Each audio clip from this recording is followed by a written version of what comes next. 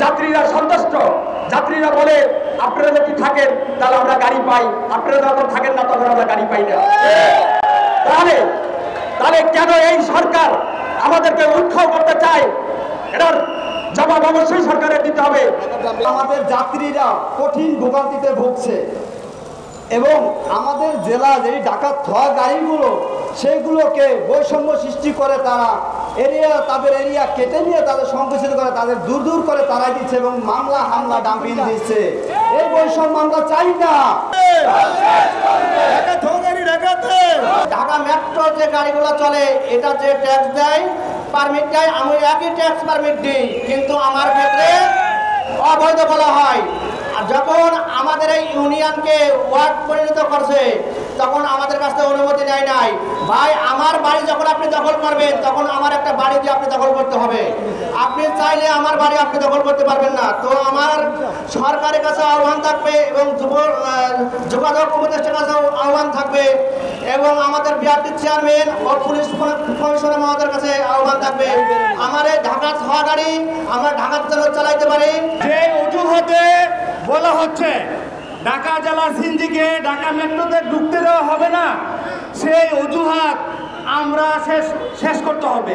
সেটা হচ্ছে যদি ঢাকায় যানজটের জন্য আপনারা চাচ্ছেন যে যানজটের জন্য সিএনজিকে ঢুকতে দেওয়া হবে না, সেই যানজট নিরসনের জন্য পরিকল্পনা গ্রহণ করুন। এটা হচ্ছে ইচ্ছাকৃত যানজট সৃষ্টি করে রাখা।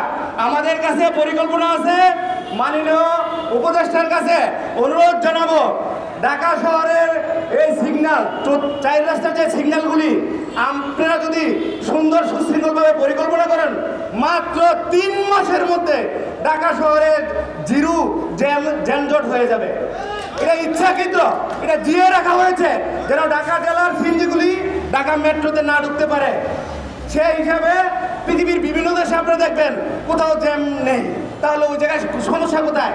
সমস্যা হচ্ছে ওই দেশের সিস্টেম আছে, বাংলাদেশের সিস্টেম নাই। সেটা এই সিস্টেমের পরিবর্তন ঘটাতে হবে।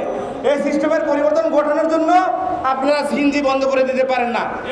ঢাকা মেট্রো তো ঢাকাতে চলবে, এই বিষয়ে ঢাকা মেট্রোতে চলবে। এই জন্য আমরা লাগাতার প্রয়োজনীয় কর্মসূচি গ্রহণ করব। যতদিন এই দাবি মেনে না নেওয়া হবে ততদিন আন্দোলন চলবে এবং এই আন্দোলনে বাংলাদেশ শ্রমিক অধিকার পরিষদ বিগত দিনের মতো আজকের মতো আগামী দিনেও রাজপথে থাকবে।